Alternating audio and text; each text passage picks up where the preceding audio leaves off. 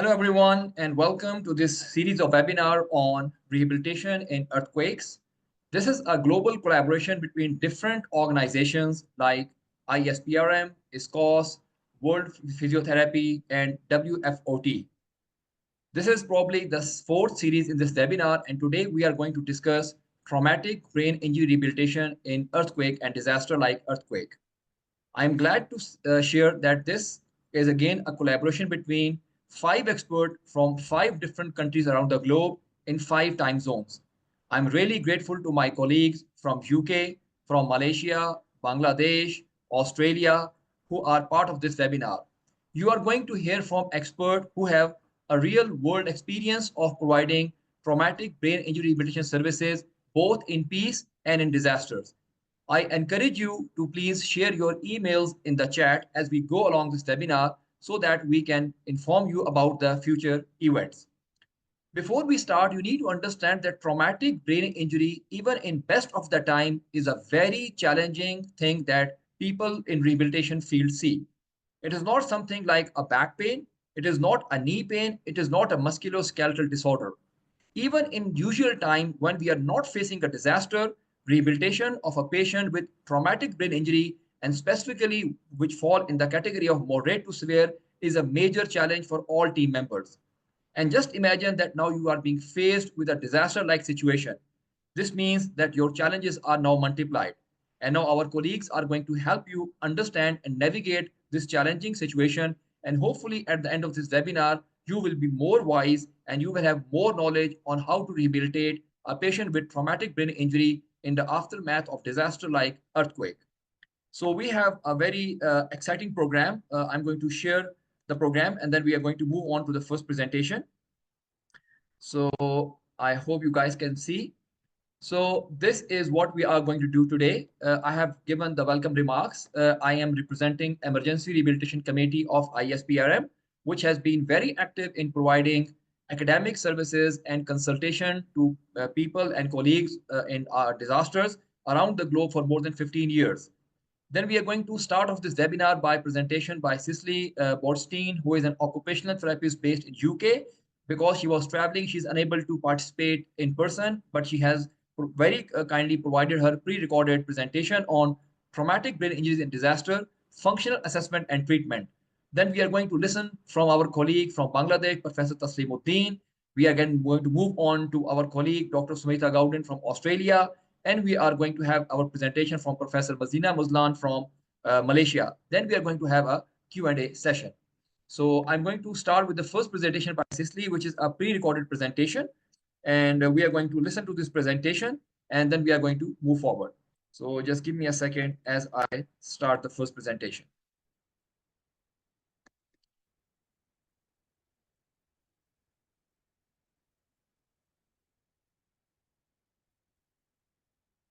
Mingalabashe Sayaz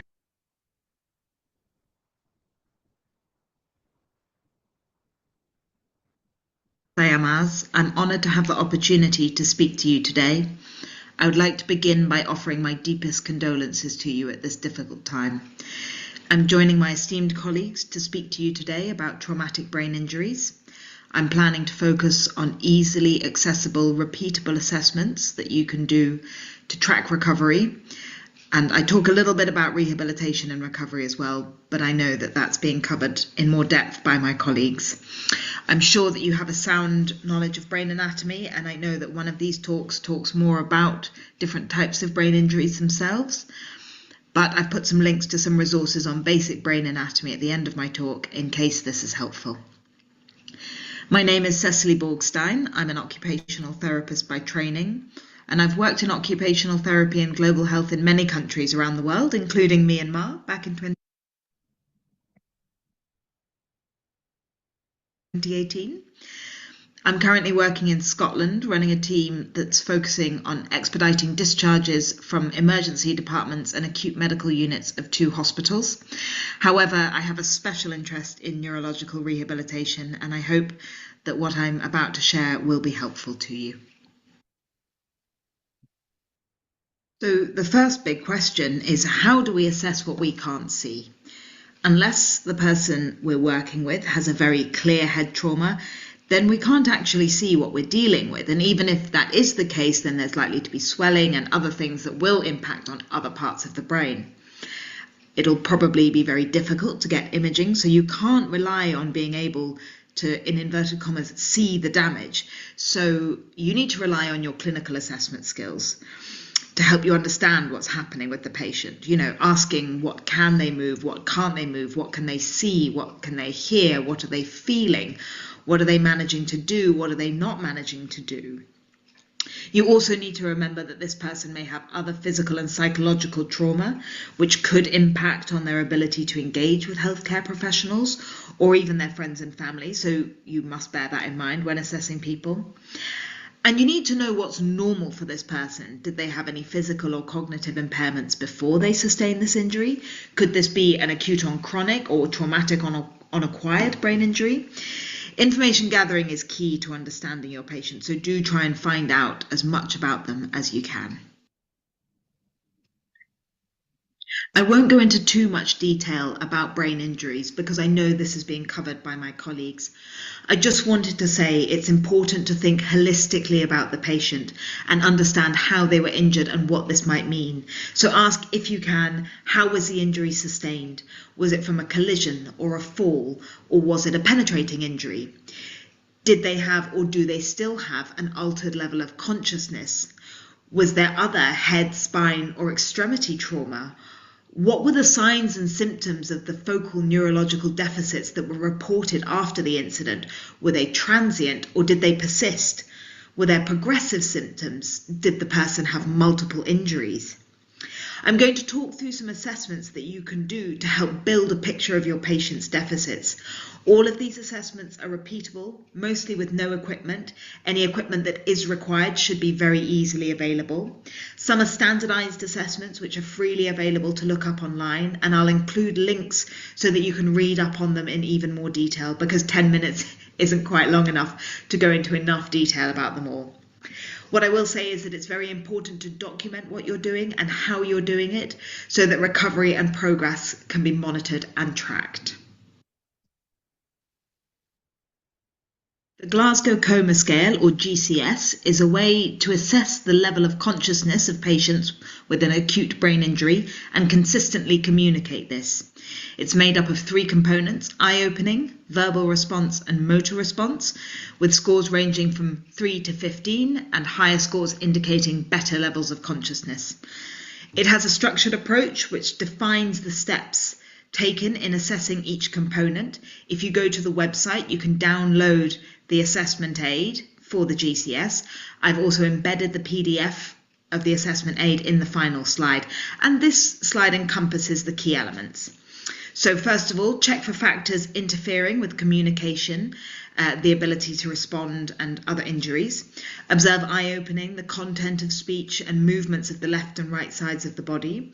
See how someone responds to a stimulus like sound, whether this is a spoken or shouted request, or a physical stimulus like pressure on a fingertip, or trapezius, or supraorbital notch. Then rate these and assign a value according to the highest response observed. Sensory examination is also very useful in understanding what deficits an individual may have and monitoring any changes. I'll go through a few different ways to assess sensation, but what is important is that you document what you're doing clearly so that it can be repeated. Light touch is assessed by applying a light stimulus such as a cotton swab or finger on the skin. Sharp pain can be examined by lightly pricking the skin with a clean disposable pin. Dull pain can be tested by using a blunt object. 2-point discrimination applies a sharp pain stimulus at 2 distinct points on the skin close to each other. Joint position can be tested by grasping the side of a finger or the toe's distal phalanx and slightly displacing the joint up or down. Temperature is not usually urgently tested in most trauma situations, but it can be examined using anything that is hot or cold, bearing in mind not to make them too hot or too cold. So you assess by asking if they can feel, locate, and describe the stimulus. In unconscious patients, painful stimuli may elicit a motor response. such as wincing or attempting to remove the stimulus source. Muscle strength testing is an important component of a physical exam and can reveal information about neurological deficits. It's used to evaluate weakness and can be effective in differentiating true weakness from imbalance or poor endurance. It can be referred to as motor testing, muscle strength grading, manual muscle testing, or by many other names. But it's an integral part of the neurological exam and is one of the most commonly accepted methods of evaluating muscle strength. It involves testing key muscles from the upper and lower extremities against the examiner's resistance and grading the patient's strength on a 0 to 5 scale, as shown in this slide. You can test any muscles, but some of the ones that are most commonly tested are shoulder abductors, which are used to lift the arms, elbow flexors used to bend the elbow, wrist extensors used to bend the wrist backwards, hip flexors used to bring the thigh and the knee to the chest, knee extensors used to straighten the knee, and foot dorsiflexors used to flex the foot upwards. A visual field test is a quick, simple test. Again, you need little to no equipment. It's not highly sensitive, but it is good for detecting major field deficits like hemianopia. So how do you do it? Well, you start by sitting or standing at eye level with the person you're testing and about an arm's length away from them. You both cover the same eye, so if you ask your patient to cover their left eye, you also cover your left eye, and ask them to look straight at your nose. Then you move your fingers or a small object into their field of view from the periphery, so from the top, the bottom, the left, the right, and ask them when they see it. Repeat for the other eye. Some other things are, if you have a paper and pen and it's appropriate to do so, you could ask your patient to draw a clock face and set the hands to a certain time. I mean, you need to be confident that they would be able to tell the time using an analog clock and that they don't have a cognitive impairment that would prevent them from following those instructions. You could also ask the patient to carry out scanning tasks. For example, draw X's in a random pattern on a sheet of paper in 2 or 3 different colours, and then ask the patient to find all the X's in one particular colour. And the completion of these tasks can give us valuable insight into someone's deficits, and some, like the scanning task, can actually be used as part of the patient's rehabilitation programme. I'm aware that all of what I've spoken about so far focuses on physical deficits, level of arousal, sensation, muscle strength, visual field, but people who've had a brain injury are likely to have behavioural and or cognitive changes too. So these can include post-traumatic amnesia, disinhibition, impulsiveness, irritability and aggression, perseveration, egocentricity, personality changes, difficulties with attention and concentration, difficulties making decisions, memory problems, executive dysfunction, difficulties processing information, problems with feeling motivated, problems with language or reasoning or insight, or all of these. And these are much harder to test for and treat. They can be very distressing for the person and for the people who love and care for them. Sometimes the changes are very clear and sometimes they're more subtle, and you only really know about them from knowing what the person was like before, which is why it's so important to get that collateral and to work with the patient and with their family and their loved ones. I know that one of my colleagues is talking more about rehabilitation approaches, so I won't go into any more detail here except to say a final few points on recovery. Well, the greatest visible recovery is usually in the first 6 months post-injury. It can continue much longer, so people can continue to change and learn or relearn for quite some time.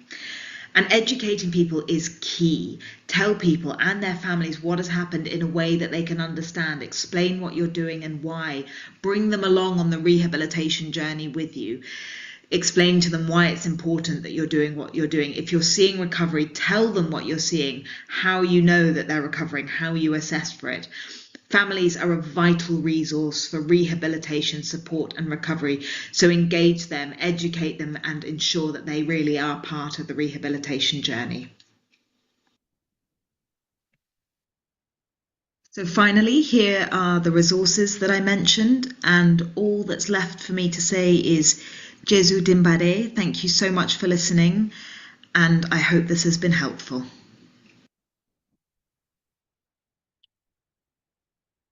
I wish I was able to thank Cicely in person. It was a great presentation. Now I'm going to move on to Dr. Smita Gowden and request her to give her presentation on an overview of mild, moderate, and severe TBI, including diffuse axonal injury and associated multi-trauma. Sumita, over to you, please.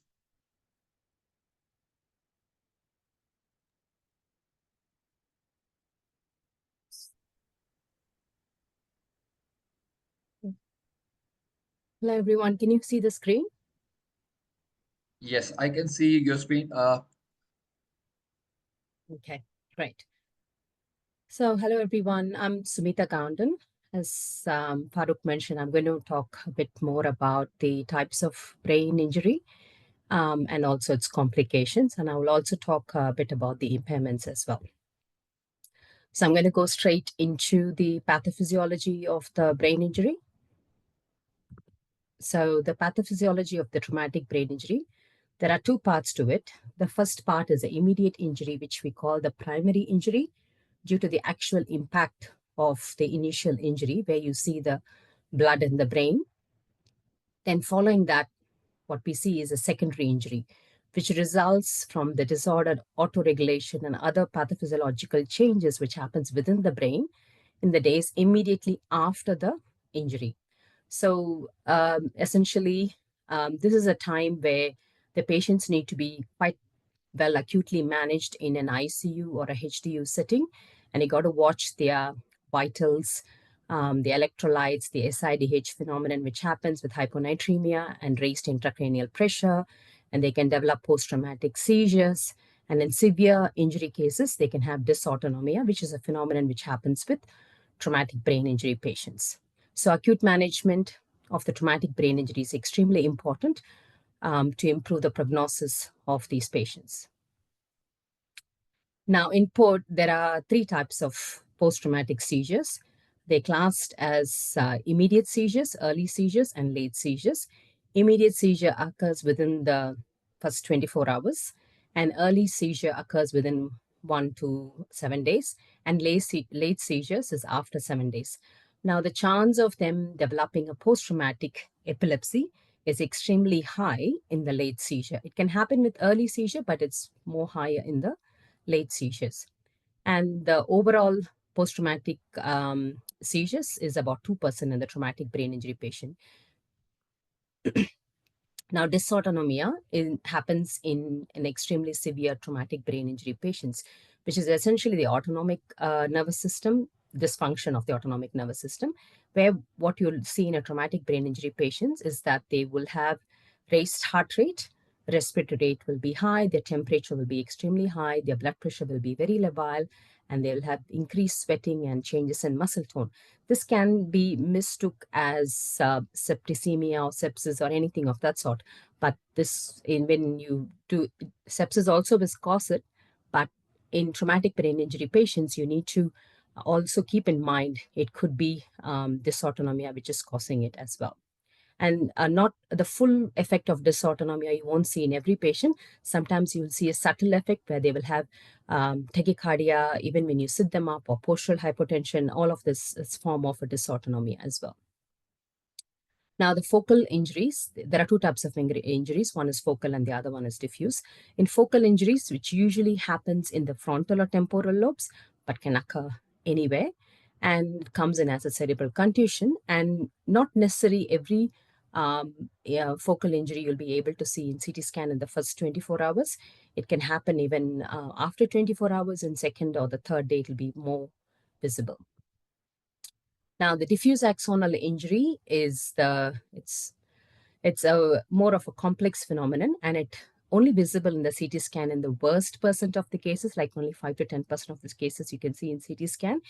You'll be able to see more in an MRI scan, a bit more, but sometimes you won't be able to see even in an MRI scan. And this most commonly occurs as a multiple punctuate subcortical lesions in and around the corpus callosum, deep white matter, and also in the interventricular, and it can present as the interventricular hemorrhages. The consistent effect of the diffuse brain injury is that patient will have, will be, one is that they'll have severe brain injury and they always have altered level of consciousness. And you'll see a patient, GCS is extremely low, CT brain can be normal, then you got to suspect there could be a diffuse axonal injury. And how this happens is because of the disruption of the neurofilament subunits within the axonal cytoskeleton, due to the sustained acceleration and deceleration forces of the traumatic brain injury, the mechanism of brain injury. And the type of injury that happens corresponds very similar to the ballerine type axonal degeneration. So they twist and turn, and what happens, the blood vessels go along with these axonal filaments and they rupture. And that's what you'll see, this particular tiny hemorrhages. You see this because of this blood vessels. That's a blood, and you can see that in the MRI, not always, but you can see. Now, in a CT scan, the types of brain injury that you would notice, this is the extradural hematoma, where you can see like a convex shaped appearance more towards the edge because it's underneath, it's outside the dura. And then you will see the subdural hematoma, where it's up here. And this is, you tend to see that more in elderly population because they have a atrophy, brain atrophy. There is a bit more space you tend to see. You can see in younger patients as well. The contusion is the focal injury that I was talking about, will be very obvious, hematoma and contusion. And then there is subarachnoid hemorrhage and intraventricular hemorrhage. You can see blood in the ventricles and all these places. You can see the blood. And then this is the diffuse axonal injury, where you might be able to see a tiny little spot, or you might just see a swelling like this. Diffuse swelling, there's no gray white matter differentiation. You got to suspect that is a diffuse axonal injury. And plus, patient will have altered level of consciousness. Now, hypoxic brain injury is a term where it usually happens with a complex constellation of pathophysiological and molecular injuries to the brain induced by hypoxia, ischemia, or cytotoxicity, or a combination of all these things. And hypoxic brain injury can happen even in combination with a traumatic brain injury as well. If you think about it, in a traumatic brain injury, when the patient is not immediately rescued, they're going to have low GCS. Then obviously they're going to have a hypoxic injury to the brain as well. Or sometimes with a crush injury which happens to the rib, there's less oxygen going and they can have hypoxia associated with the traumatic brain injury. Now, I want to mention a bit about concussion and whiplash as well, because concussion and whiplash are two different things, but both of them present very similar. And concussion is a mild type of traumatic brain injury. It has very good prognosis only if you identify it and manage it very early, and you'll be able to, the patient will have very good prognosis. If you don't identify it, these patients can, instead of recovering within few weeks, they can take a few months, or sometimes they might not even, they'll have long-lasting memory loss and behavior changes. And whiplash ones, you will also notice vestibular symptoms, and whiplash injury also can have a bit of memory loss as well, because brain and neck are very closely connected. Now, the severity of the traumatic brain injury is measured by the duration of the post-traumatic amnesia. Now, the post-traumatic amnesia, as my previous colleague mentioned, is a period which happens only in brain injury patients. It's defined as a period of time in which the brain is unable to lay down continuous day-to-day memory. It is a period following a traumatic brain injury where a person cannot make any new memory in this period, usually has associated behavior changes. During this period, the person cannot remember anything, and therefore it's very difficult for you to teach him or for him to learn anything. Now, GCS will give you a prognosis of survival rather than the functional outcome, but the post-traumatic amnesia, the duration of it is what is going to give you the prognosis of the brain injury to say that whether they have mild, moderate, or severe. So the PTA scale is very important. To know the prognosis of the patient, especially if the patient's family comes and asks me what is going to happen to my son or daughter, when are they going to recover. For me, all I can say is based on the post-traumatic amnesia duration is what I can tell them about the prognosis. Now, this scale is a very standardized scale that's used in Australia called the Westmead post-traumatic amnesia scale. It consists of 12 questions, 7 orientation and 5 memory. And patients need to score 12 out of 12 for 3 consecutive days to say they're cleared out of PTA. Now, they're only cleared out of amnesic period, but they'll still have cognitive impairment. Now, classification of the TBI, as it says, like it's the 5 to 60 minutes is mild, moderate is over 24 hours, severe 1 to 7 days, very severe more than this is up to 4 weeks, and extremely severe is more than 4 weeks. And then we say that they go on into a chronic amnesia phase. Now, what are the impairments of the TBI? There are certain impairments are very similar to the other acquired brain injury, but in TBI, there are a few specific ones. Now, you have the motor sensory and complications, cognitive, communication, behavior, mood. On top of it, you have pain, insomnia, other social issues. Now, in the neurological impairment, what is slightly different to other stroke or hypoxic brain injury, any other acquired brain injury, is that they will have motor functional impairment, which is coordination, balance, walking, hand function, and speech. But in the sensory aspect, they'll have two components, which is a sensory loss and sensorium impairment. Now, sensory loss, essentially, it's the senses, like the 5 senses, the physiological mechanism of senses that allow us to perceive the world, which include the vision, smell, hearing, taste, touch, and the internal senses, which are vestibular, proprioception, and nociception, are just the senses. But there's also sensorium impairment in a traumatic brain injury patient. What is this? This essentially refers to the brain overall capacity to receive, process, and interpret the sensory information. It's a seat of sensation where the brain integrates all the signals from the senses to create a unified perception of the world. Now, the sensorium is generally affected in most of the traumatic brain injury patients because the limbic system, it's around the limbic system, and the limbic system gets affected, we know, in a traumatic brain injury. Because of that, what they perceive, what their perception of the world is different compared to what it should be. So this aspect, sensorium aspect, we need to know while they are treating the patient. So when we know that particular therapy is not working, is because they are not able to interpret that. Now, the other aspects of the neurological impairment are memory, attention, concentration, executive function, which is problem solving, abstract thinking, apraxia, which is problem with planning movements, neglect, and then an agnosia, which is a problem with recognition of objects, and anosagnosia, no insight at all into their brain injury, and then visual perception, spatial perception, and then there is communication, aphasia, and language. Now, the behavior mood, they also have behavior and mood impairment. You got to realize that behavior and mood are two different things. So behaviors essentially,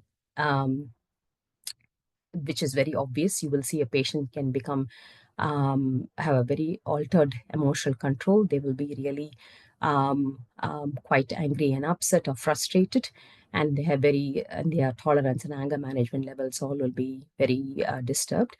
Or they can go to another extreme where they will be really quiet and apathy or absolutely no motivation at all. We call it like an embolic phase where it'll be very difficult to motivate the patient or to get them to do anything. They will not have any drive. And they can also have psychiatric disorders, depression, anxiety, and things.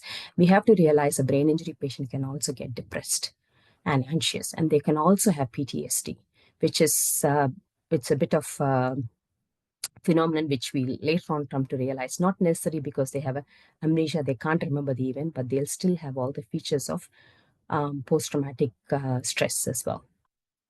Now, the medical complications are general for any acquired brain injury, but the specific ones for brain injury are the post-traumatic epilepsies, hydrocephalus, and they can have heteropic ossification and endocrine dysfunction. We shouldn't forget, because the pituitary gland is in the brain, they can have endocrine pituitary dysfunction, which will cause endocrine dysfunction, where they have low growth hormone and low sexuality. They can have thyroid dysfunction, and they can have issues with periods in females, and male they can have sexual dysfunction, and then plus there is insomnia, the other issues. Yeah. Done, Farooq. Hope I've done within 10 minutes. Thank you. Thank you very much, Sumita, for providing such a good overview of TBI. And again, this re-emphasizes the point that I was telling you earlier, that imagine these are the things that a rehabilitation professional has to see in the best of times once all setup and all support is available out there. Now imagine you are faced with a situation like disaster, like an earthquake, where you have do not have this kind of support. Things are not in a place where you would want them to be, and you might not even be having colleagues or maybe assessment scales enough in order to assess those patients. So again, Sumita, thank you very much. Now we are going to move on to Professor Taslimuddin from Bangladesh, who is going to talk about team-based rehabilitation for traumatic brain injuries, challenges for low middle income country during disaster. So Dr. Taslim, I'm going to share your presentation and you're going to start. Whenever you want me to change, please let me know. Would that be okay? So, Hi. Dr. Taslim, we are all set. Yeah. Yeah. Thank you so much, Farooq, for introduction. So it seems TBI needs to be viewed and managed as a condition and not one-time event. And it needs to be viewed through a framework that considers multiple factors. Today's in this topic, my highlights of this talk is rehabilitation assessment for a patient to look for the potential outcome predictors and rehabilitation care continuum during, especially aftermath a disaster, and how to have a rehabilitation teamwork, what are the challenges for the developing region, and way forward. Let's see. Okay, please, next. And the process of, next, please. The traumatic brain injury, the process of preparing a person with TBI to return to independent functioning often begins in the acute care setting. And the use of practice guidelines and standardization along all phases of the care continuum receiving increased emphasis. So in this presentation, we to focus to integrate and family-centered management of TBI. And here you can see the stages of care journey after TBI.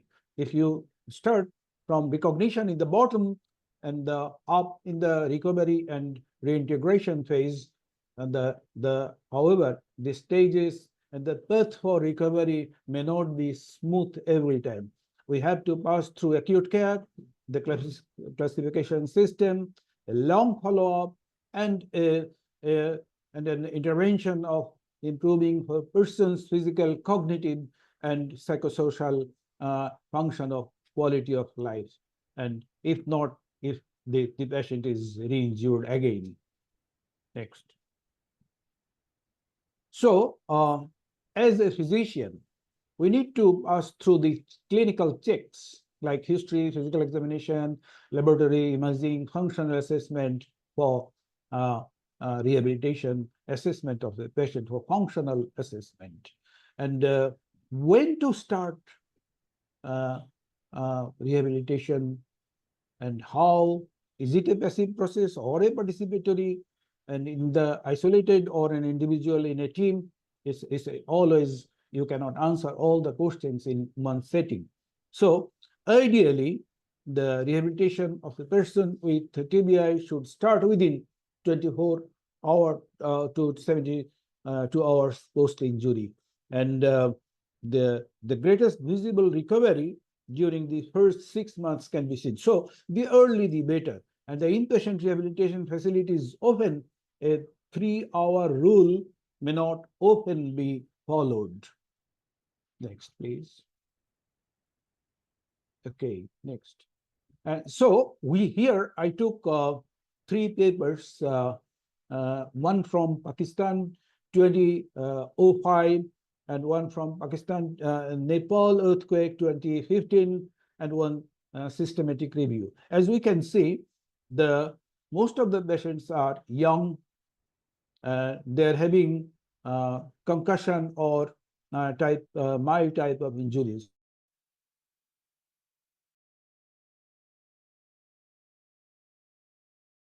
So rehabilitation can be very as early as possible. So this is the example of the physical, cognitive, and behavioral challenges that experienced after TBI, and most important for team functioning, because this assessment is very, very important. Which part is physical, which part is the cognitive, and which part is the behavioral. See, as a physician, because many a times need to control the pain, sleep problems, dysautonomia, and other spasticity problems, including cognitive, memory, anxiety. All these issues need to be assessed and cared carefully for in team functioning.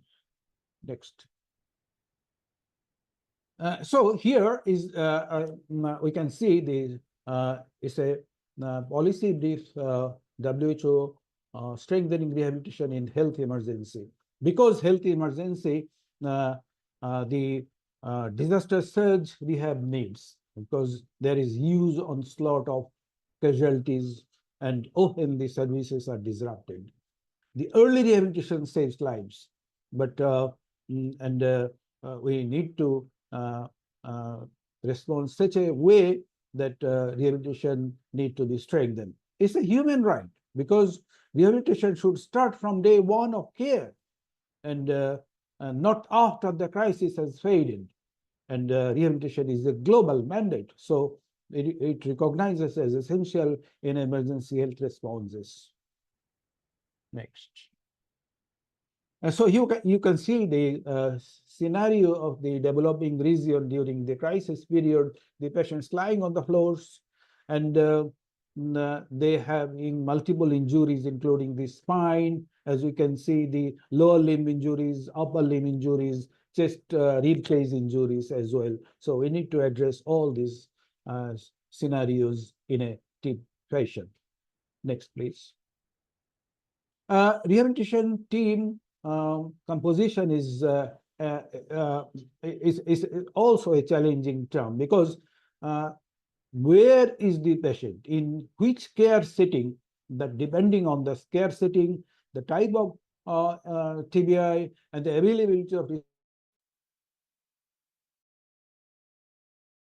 resources from acute or critical care community. So as I have shown you in an early slide, it's a continuum of care, it's a path of care.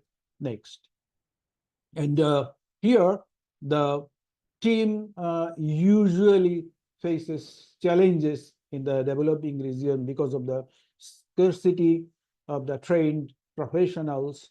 There are overburdened healthcare workers in the rehabilitation, low rate of education of persons with disability, including political and administrative issues, and minimal or no preparedness for disaster-related onslaught casualties. So this is important, and we need to think TBI trajectory after TBI. This is very important, because the path always may not be optimal path. So there can be debated in either ways, and the prism should be focused on biological, psychological, sociological, and ecological that interact with the influence of TBI. So these dimensions encompass an individual biological and personal history. Next, please.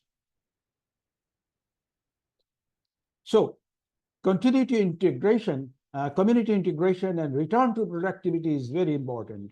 And because every time we need to measure the outcome, and the outcome as well as predictors of good participation, like higher education, better cognitive function, as we can see the type of TBI as well, and the time since injury, because we have seen the greatest visual recovery during the first 6 months of trauma.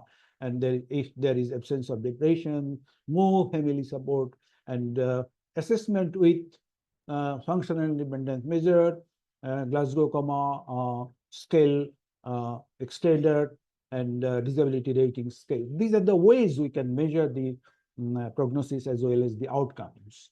Thank you.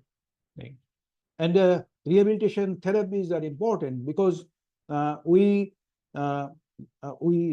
need to go through the traditional aspects what we have, and of course we also need to approach the newer treatment approaches for TBI. But commonly, cognitive rehabilitation therapy, speech language, psychological and behavioral therapy, including telerehabilitation. Telerehabilitation is very important for the uh, our region in the for email, video conferencing, web-based platforms, etc. and etc. And the newer approaches are including transcranial direct current or deep venous deep brain stimulation can be also there. Next. So cognitive rehabilitation, because this is very important, almost all the patients have this cognitive impairment. And so from assessment, goal setting, intervention, evaluation, and adaptation, and the environmental modifications are very much required for cognitive rehabilitation. I cannot detail everything, but two important things is intervention is restorative as well as compensatory approaches are very important in this aspect. Next, please. Next. Yeah. So this is the unmet need in rehabilitation of traumatic brain injuries, because traumatic brain injury recovery is very complex. As I have shown you, the path may not be a smooth one. So specially trained rehabilitation team led by a physiatrist is very, very important. I have shown you the physical, psychological, and as well as other parts of this component. So a team, if led by a physiatrist, can be better doing rehabilitation component. So rehabilitation is effective and cost efficient, and access is limited in many circumstances, but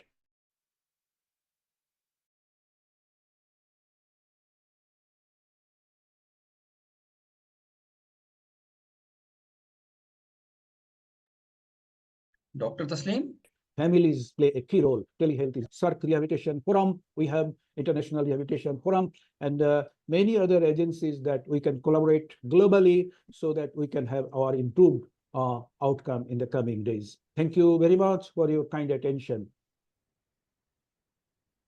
Thank you very much, Dr. Taslim, for reminding us the value of a multidisciplinary team in appropriate rehabilitation of a case with TBI, and how rehabilitation is actually now considered a human right. But you have also mentioned and shown us the pictures of the challenges that we actually face for people who are based in developing country and whenever they face a disaster. So again, thank you very much. Now we are going to move to our next and the last speaker of the session, and please stay with us because we are going to have a Q&A at the end. Our next speaker is Professor Mazina Mazlan. She is a professor in physical medicine rehabilitation. She is joining us from Malaysia, and her title of her talk is TBI Rehabilitation After Disasters, Tailoring Strategies for Sustainability and Reintegration. She is with us, but she has already sent me the video, which I'm going to share with you. So just give me a second and I'll play the video.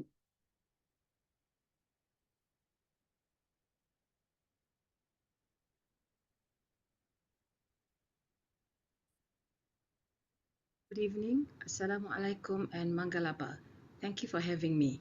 So today I will talk about traumatic brain injury rehabilitation after disasters, tailoring the strategies for sustainability of rehab approaches and reintegration of TBI patients into the community. When we talk about TBI in disaster settings, we must begin with the emergency response and initial rehabilitation phase. So this stage often determines the long-term prognosis. Rehab must start early, not just focusing on survival, but also setting the foundation for recovery. So in many disaster situations, acute medical emergencies and medical management will take precedence.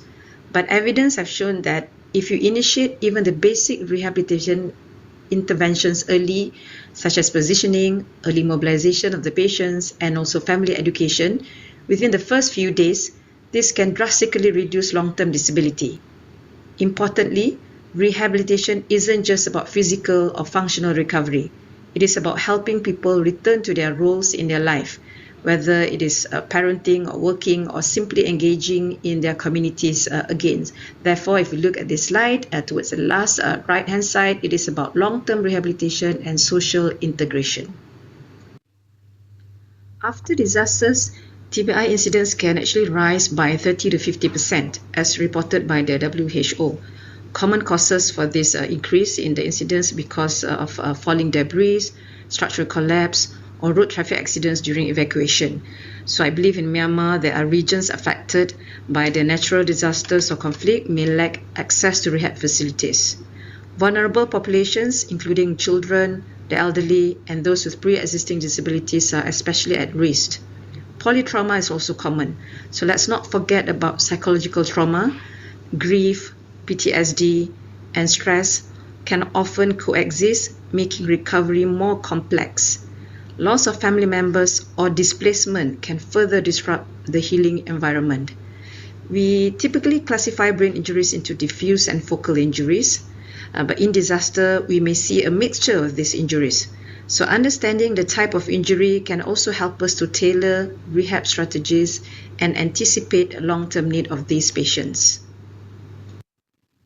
During disaster or in resource-limited settings, we need to have sustainable approaches. These are some of the strategies that can assist to sustain our long-term rehabilitation efforts. Apart from the obvious physical limitations that the patients have, we must address the hidden symptoms, for example, the personality changes, cognitive dysfunction, and also fatigue. We have to be flexible in designing rehab approaches, keep the patient documentation simple, enough to track the progress and also the interventions or medications that has been given to the patients. We can start training the local staff, family members, and also volunteers so that we can continue the rehabilitation progress and rehabilitation interventions at home. We also need to use community resources, such as probably using local centers or even religious gatherings as platforms for continuation of rehabilitation. Many of our patients do not look disabled. The physical issues are most likely from limb fractures and other polytrauma. So these fractures will eventually heal if managed early. But the TBI patients continue to struggle daily with what we call the hidden symptoms. 76% of the survivors actually face issues, for example, easily fatigue. So this is a combination of both physical fatigue and also cognitive fatigue, where the patients may feel unusually tired or drained even with a simple activity. Apart from fatigue, they also have behavioral changes and personality changes. For example, they became the different person than they were before the traumatic brain injury. They can become short-tempered, easily agitated, childish-like, disinterested in things that they have interest before. They may also have lack of insight of these personality changes, or they do not understand about the injury that happened to them. They may have disinhibition, and this will all lead to problem with social interaction and causing social challenges because of the difficulty in communication. They also may present with emotional and mood disorders. They can be very labile. Some of the patients will show depression, and other patients may show anxiety. They can present with sleep disorders, and don't forget about the PTSD, post-traumatic stress disorder. The patients may have problems even listening or looking at certain items that can remind them of the disaster that has happened. The milder traumatic brain injury patients, the mild to moderate TBI patients, survivors from the disaster, may present with symptoms of concussion. They can complain of headaches, dizziness, and feeling lightheadedness. Some of them can report that they have tinnitus or sensitivity to bright light and loud noise.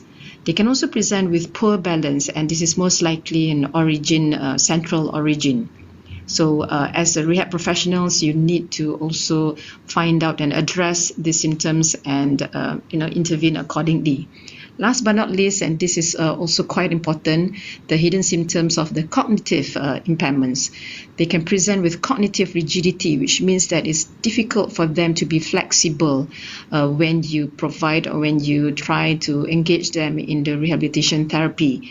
They have poor attention, poor insight, which I've mentioned earlier, difficulty in multitasking because of the attention problem, and they can also present with this cognitive communication problems. So the communication problems are not really because of language issues, but because of the cognitive changes and impairments causing this cognitive problem. And this can create difficulties for the rehab team to engage them in the regular, continuous, long-term rehabilitation intervention.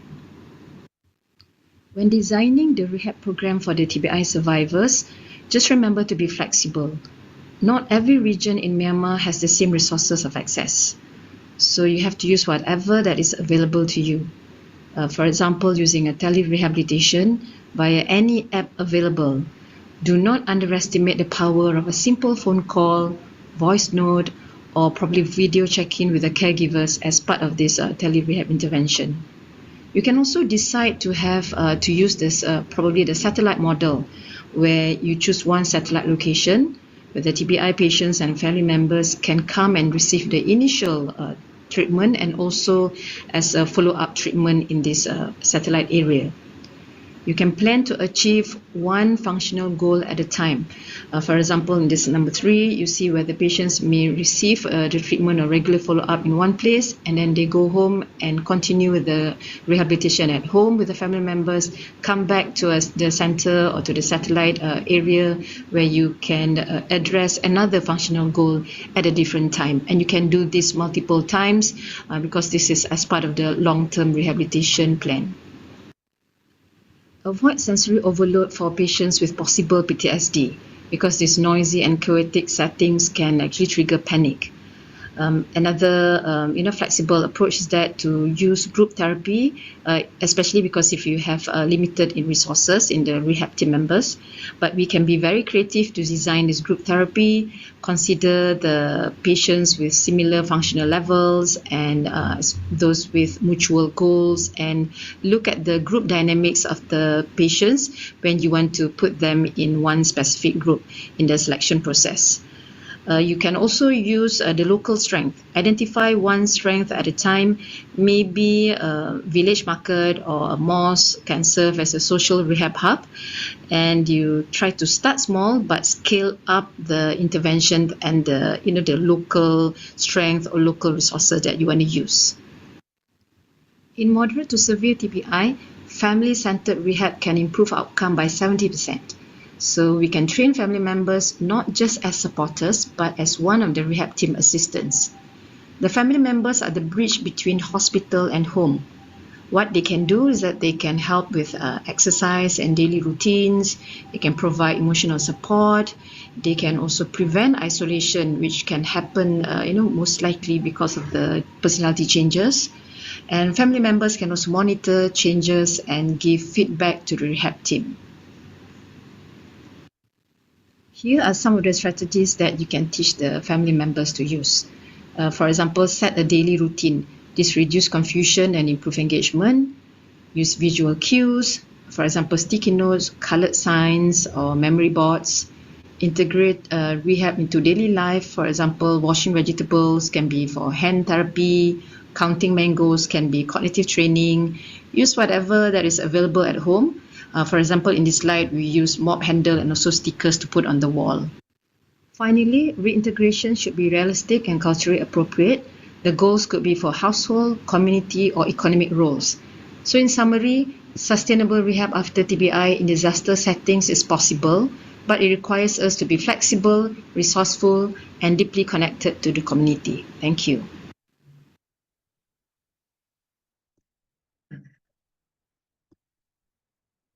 Thank you very much, Mazdina. This was an excellent presentation, and thank you for reminding us that whatever we do, it should be contextual, locally relevant, and we should be making the best use of the resources that we have at our disposal.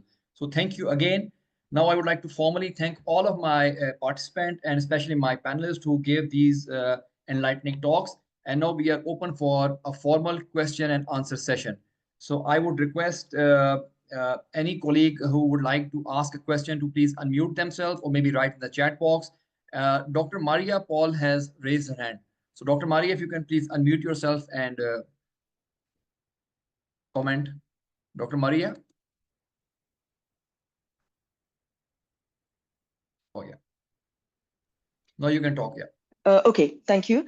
So I'm Dr. Maria Paul. I'm a Secretary of the Emergency Rehabilitation Committee, part of what Dr. Farouk, Dr. Slim are part of. And thank you very much to all four speakers. A very enlightening talk. I just wanted to ask a question to Dr. Sumita. You gave a very good overview of some of the symptoms, especially challenging behaviors and emotional symptoms. Do you have some simple guidelines on how to manage these?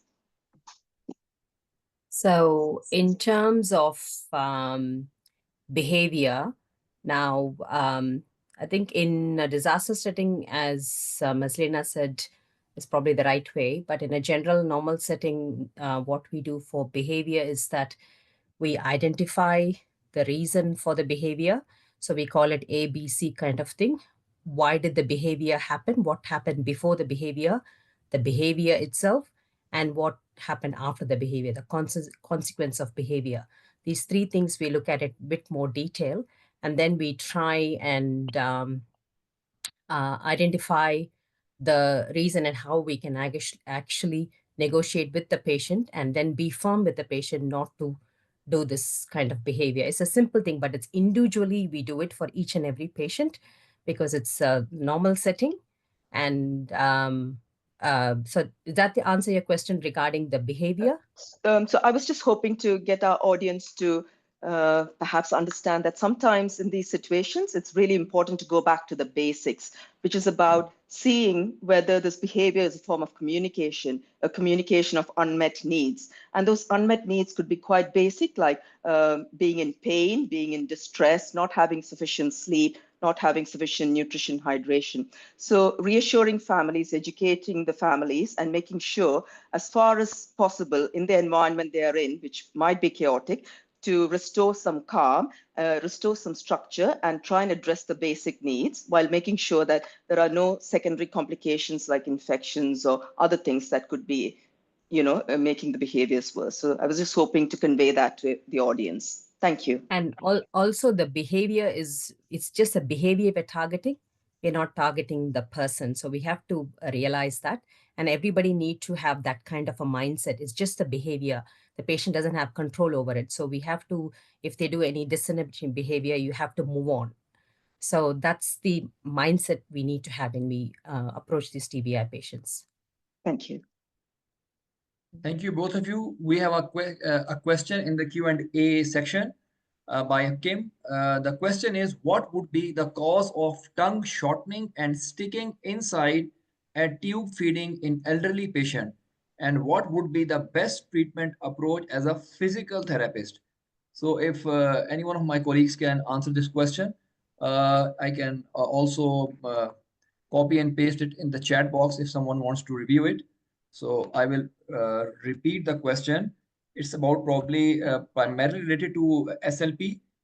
What would be the cause of tongue shortening and sticking inside a tube feeding in elderly patient, and what would be the best treatment approach as a physical therapist? Sumita, would you like to have a go on this?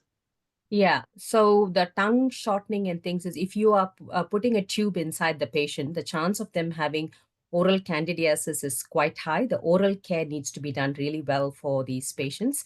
And if the oral, if there is a problem in the feeding, you will have the tongue can be really dry.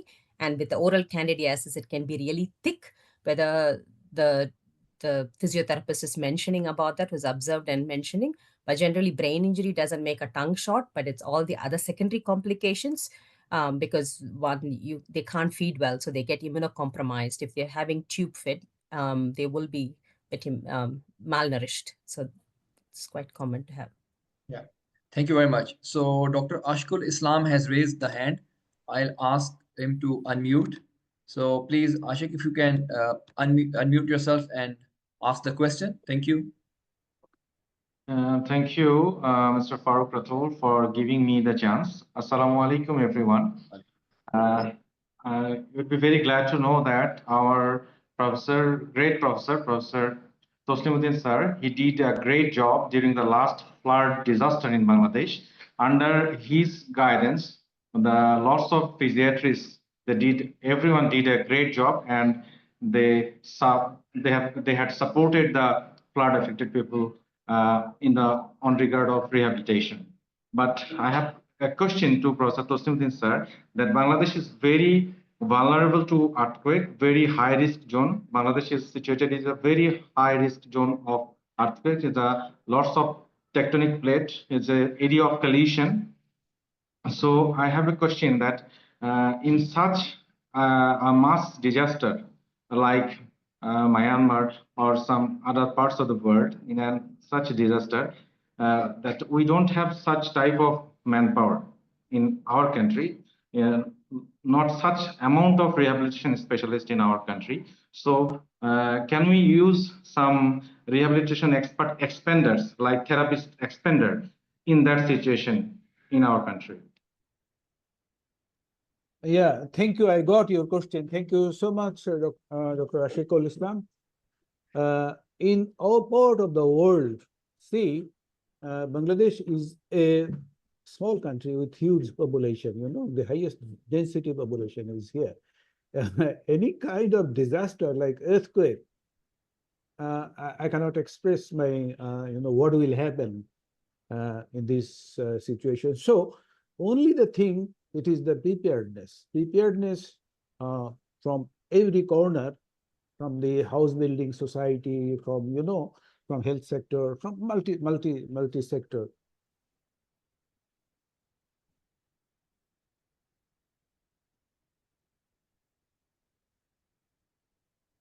Dr. Taslim, we have lost you probably.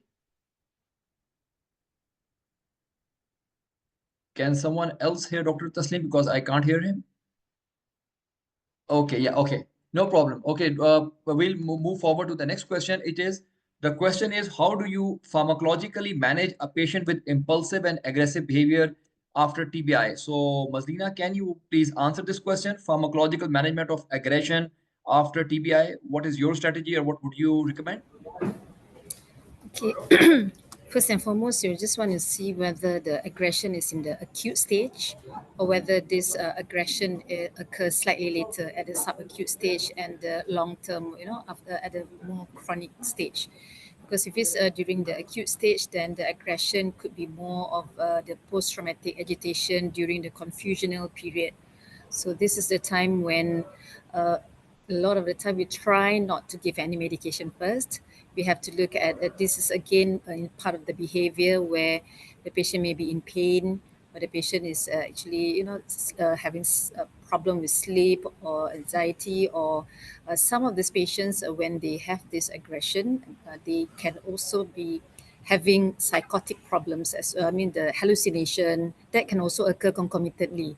So normally what I will do is that we'll try to look at the the root cause of the behavior, same what Dr. Smita mentioned just now. What are the problems? What caused this problem before we want to treat?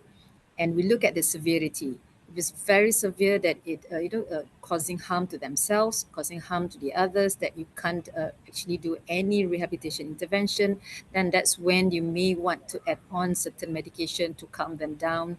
Either you can use propranolol or beta blockers, or you can use other, if the behavior or the aggression has a very prominent hallucination or psychotic symptoms, then we may want to give antipsychotic.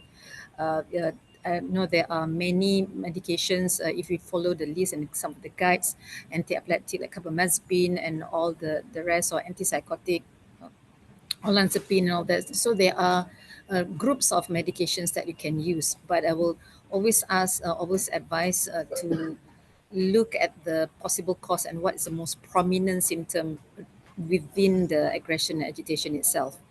But if it's in the long term after the acute stage, then look again. This could be more towards a lot of the time it's also concomitant together with, like I said, more towards the psychiatric symptoms coming in together. Um, one of the problem that we realize is that, especially like in Malaysia, that there are not many patients who are consuming alcohol. That if we see in the West, where patients that presented with very severe agitation may also have this problem where they probably consume a lot of alcohol before. But what we realize is that there are patients who are very they used to smoke, so they are heavy smokers. So when they have this disaster, or they have this traumatic brain injury, then they basically lose that nicotine. So that's when we realize that by providing the nicotine patch on top of the other behaviors of monitoring behavior, they become calmer. So that's why, again, it goes back to, rather than just starting medication straight away, unless it's very severe that you need to control that, then I would also advise to do it step by step. So I think that is my answer. Thank you very much for, making it clear that first of all, we need to look at the cause instead of simply jumping onto a pharmacological management. We need to see why this aggressive behavior is there, and probably if we treat the root cause, the patient can be helped a lot. So thank you very much for this insight. So we are already 10 minutes past our 1 hour. I would again like to thank all my participants and particularly all my panelists, particularly my colleagues from Bangladesh, from Australia, from Malaysia, and Cecily from UK. And now I'll hand over to Heidi from World Physiotherapy. Again, I thank her and her team because they are the one who have hosted this webinar. So Heidi, over